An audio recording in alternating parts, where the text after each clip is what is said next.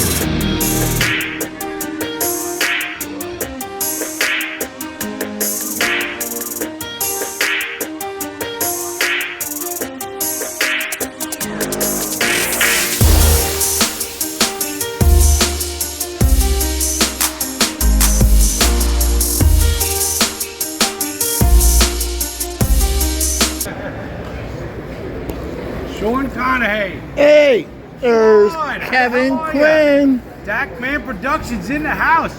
How you you- been? Good Pretty to see good. you, my brother. How Good are to you? Pretty good. Good to see you too. I've been keeping up on your videos. Oh, you Keeping have? up, actually. And I like them, and I agree. Sometimes I get a little over the top. I know it happens. I get a little over the top, and I say a few things I shouldn't because I don't want to mess it up for the kids. And Right. You're 100% right. Family-oriented, kids, 100%. Yep. So I'm going to behave myself. All right. I'm hanging out with the Metka crew today. I got the Metka crew here today. Oh, okay. Hanging out with them. Hanging out I'm with them. freeloading with them today. Freeloading, huh? Yeah. So I was thinking about you, Okay. okay? Yes. Now, you know, every now and then I find stuff, Yes. especially for you being the Conrail freak that you are. Yeah. Right? Now, Okay. Let's see what Kevin has. just little stuff. Yeah, yeah. You know, I found a pin. Oh, There's a- let's see what you got So there. everybody could see it. Old Conrail pin. Yeah, That's look for at you. that. Okay. Now, this is something really cool. I found these in a collection. They were going to throw these out. Oh, Photographs. Look at that bad boy, huh? Oh. 4,800. why would they throw that away? 4,800. Okay. That's at the Pennsylvania Railroad Museum. Yeah, well, these photographs were taken in Check 1979, that out. Wilmington, Delaware. There's another shot of Oh, it. wow. These are from the Henry Albrecht collection. Okay. Old-time TCA guy. Yeah, look at that. Old-time TCA. Now, this one you're really going to lose your mind over. Okay. It's not in Conrail color, but 4,800 five-striper. Oh, wow. Isn't that cool? Yeah, it is. So, but this is from the Harry Albrecht collection. And And they before were you gonna put throw that them out. away, so I want to talk a little bit about this Oh. because, all right, so that's old rivets. That's what they call old rivets. That's the original and only locomotive, or GG1, that was riveted together. The rest of them were solid welded panels. And this Okay. locomotive still exists. It sits over at the Railroad Museum of Pennsylvania, so you guys can in actually Strasbourg. in Strasbourg, so you guys can Now, still 3/4 of a mile up the road, everybody, is National Toy Train Museum. If you're going to go to that one, you got to go to ours too. yeah. I got to throw the plug in there. Well, yeah, but you guys can still see this locomotive. It still exists. It's still around, and that's where it's at. So I thought of you when I saw these, and I figured you would like them. Yes, So these are for you. absolutely. Thank you very much. My pleasure, my brother. All right. Now, I would tell you about all the cool Metka stuff, but the A team is here today, Okay. so the B team doesn't have to get involved. Like the last time. Right, the B, yeah. Yeah. When you want to get, he's running around somewhere. Yeah. So you're going to have to come back. All right. Yeah. No problem. All right, my brother? Yeah. Yeah. Good to see you, We'll be Sean. back. Okay. All right. Bye.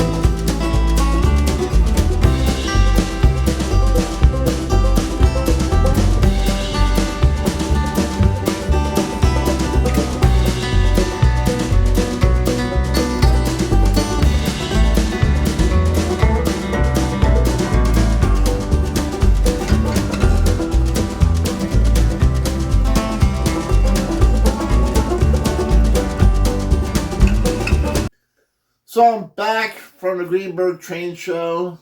Had a great time out there. And like to thank the viewers who came up to me and said hello and interacted with me and, told me a few things. There's some great people out there. Like to thank the vendors for supporting Dakman Productions and pushing Greenberg into, talk them into working with me. And so Dylan, the owner of the Greenberg Train Show, decided to give me a 1-year pass. And I'd like to thank him for that. And it was great, working with them.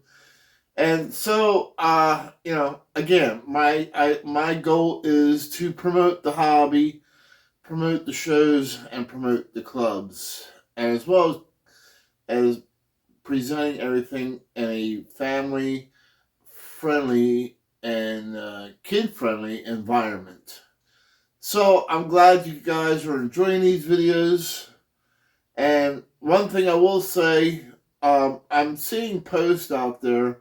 Yeah, it was crowded, and then there's people automatically saying, well, that's because there's a chocolate show going on at the same time. I will say, yes, there was a chocolate show going on at the same time. However, the Greenberg Train Show was packed. It was solid. I mean, it was solid. So I am so glad that I was able to get a pass to go in early. Because the crowd was, once it got in there, it was definitely slowing me down, trying to get around people. And it was probably just as packed as it was in November. I mean, they brought some people in there, and that's a good thing. I'm glad to see people are supporting these shows, because without Dylan, we wouldn't have Greenberg right now. Greenberg would have been out of business, and he decided to buy it and give it a go, and I think he's doing pretty good with promoting it and keeping it alive, and that's what we need to do, is keep train shows like that alive, and we need to keep supporting him so he keeps putting these train shows on so they don't disappear. Just think in your mind, what would we do without the Greenberg Train Show? It's just, I don't know. It would have been a huge impact for sure. Not on just on people like me and you who go there to buy trains, but as well as the vendors who depend on the train show to sell. So yeah, it would have been very bad in my opinion. So I'm glad that somebody like Dylan saved it. So. What did I end up getting? Because you're seeing an orange box here. So I decided to get a TMCC Lionel locomotive. And, for the price of this, I bought this thing dirt cheap. It does have, the guy's, he was really honest, and I told him what I was looking for and why. But he said, yeah, I got the perfect locomotive for you, but this one, as good as it looks, I mean, it's a beautiful looking locomotive as far as the condition of it. So here's what I got. I know you guys are thinking, Sean, why did you buy a Reading GP30? Well, I have plans for this. I bought this thing dirt cheap. He told me about the issues it had. I'm like, you know what? I don't care for what I'm doing to it. But he told me what the issues were. There's something going on with the rear motor. He tried pulling apart to see what it was, but then he forgot about it, and he really didn't want to mess with it. So, yeah, so I don't really know if the rear motor runs. I really don't care, because I'm not going to use this to run anyway. He says the front motor, he knows, is still good. But, again, I bought it cheap. And for what I'm going to do to it anyway. But, if you guys want to save it from what I'm about to do, you can throw me an offer on it. But Um, I have to see if it even turns on or if it even runs before I do that. But anyway, so I have an idea for what I want to do with this, and if I go forward with it, I'll make a separate video on that. But I won't reveal that just yet, and I'm not going to turn it into a patch job in case that's what guys are thinking. And speaking of Conrail patch jobs, so I was hanging out at the Raritan Valley High Railers. There was a Conrail patched Reading GP30 that I remember was running by the name of Fred. And, you got to understand that not everybody's going to know everything about trains. So we're so far into the hobby that, we're used to knowing just about, a lot of things about trains. So one of the things I like to do is I'll listen in, and then if somebody's not sure, or if they're trying to figure something out, I'll explain it to them. So there was two guys. They were looking at the Reading, or the Conrail patched Reading locomotive that the club members were running, and they're like, C&R Railway. I never heard of that. So one thing I will not do is make fun of somebody if they don't know. I will teach them.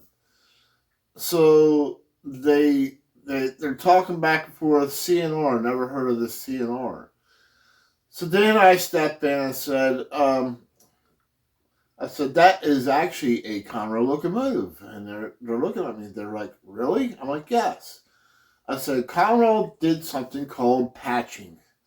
This was something when they took over certain railroads to save time on painting. What they did is they would paint blocks over the road number and the road name of the existing locomotive that they took over, and they would put a C and the letter R on it and a Conrail road number. Then they would worry about painting it later on. This was to quickly get locomotives and rolling stock into quick service. And they're like, wow, didn't know that. I said, absolutely. And those early years of Conrail patched units were called rainbow years. And they're like, well, why is that? I said, because there was so many different railroads that Conrail had taken over. There was many different colors of them because they were all originally patched. Erie, Lackawanna, patched.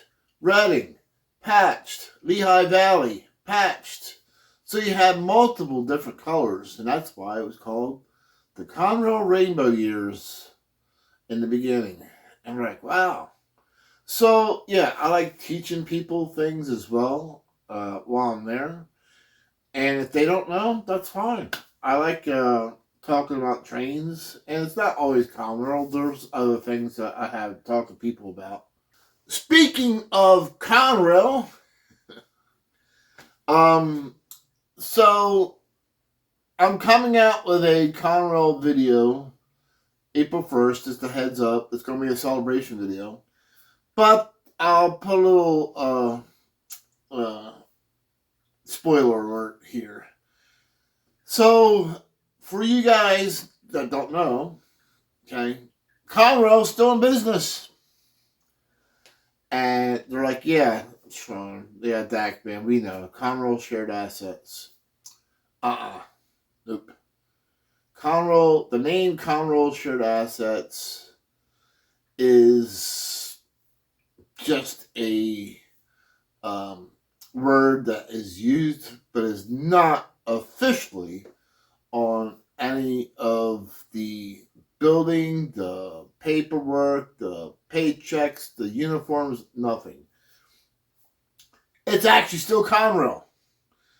And I was just talking to my friend tonight, video chatting about this very subject. And so he goes ahead while I'm talking and telling him his story. He goes on the Conrail official website. And he goes, you're right, there's nothing on this website that says Conrail shared assets. It actually says Consolidated Rail. I'm like, absolutely. So there's nothing anywhere that actually says Conrail shared assets?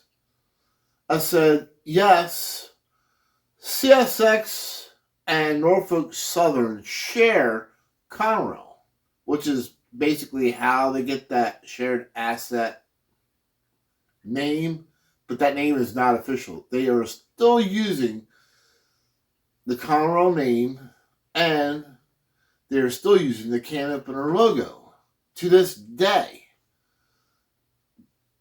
So CSX and Norfolk Southern both share rights to the Conrail name. The only difference is CSX got the NYC reporting mark for Conrail, and Norfolk Southern got CR.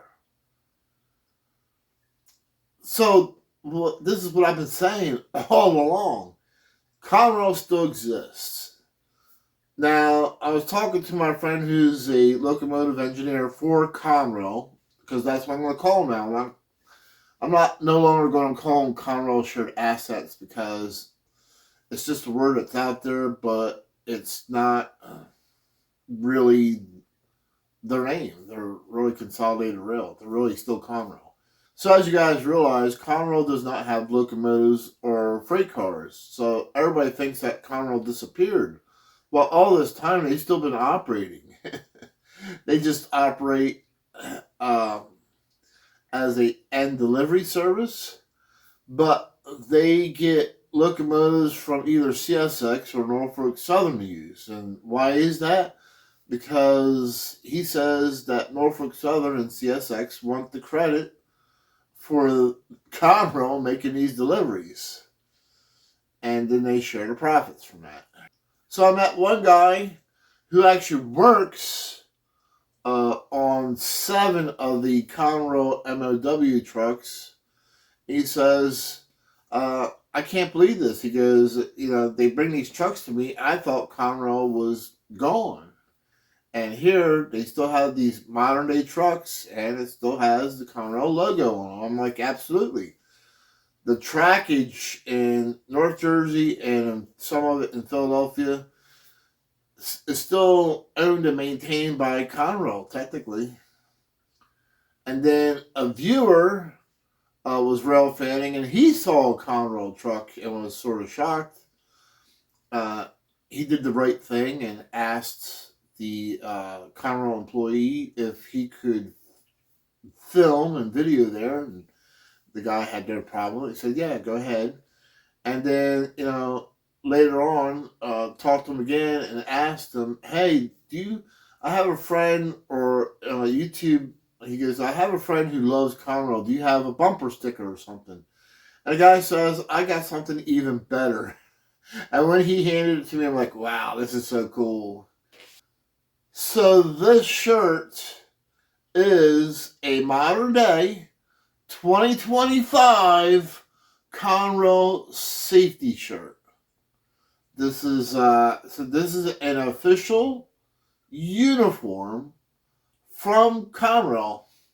That's modern day. This is what they're wearing out there when they're driving around their trucks. Team Conrail, safety first. And so I was excited to get this. This is such a cool shirt. Check this out. Okay. Like to thank the Conrail worker for giving that to my viewer. Really like it. And I recognize the Team Conrail because my friend who's an engineer also has a Team Conrail shirt that they gave him, and that's what he wears to work. So this is their logo that they're using to this day, right here, Team Conrail. Nowhere on there does it say Conrail shared assets. They are still using the Conrail logo and a Conrail can opener logo. So there you go. That is real. This is not something that you can go online and buy. That is official. So I'm going to add that to my Conrail collection, and just to show, like, yeah, this is This is 2025. So I appreciate that. And then I met an ex-Conrail worker. He used to work for Erie, Lackawanna, and then it got rolled over into Conrail, and he worked for a maintenance away department, or MOW. He still had his, it was old and faded, but he was proud to wear it, and that was cool. So he still had his Conrail safety MOW jacket. Now I've seen different safety award jackets, but that was the first one that I've seen that was geared towards MOW, and that was really cool. Sometimes you'll see safety award 5-year, 10-year. There's one for certain train shops, and I've also seen locomotive ones, but that was the first time I've seen a Conrail MOW safety jacket, so that was really cool. And it was great talking to that guy. So, I always enjoy meeting ex-Conrail employees who are retired and talking to them. But at any rate, this video is long enough, and I appreciate you guys watching. We'll catch you at the next event, the next train show. We'll catch you trackside. Goodbye.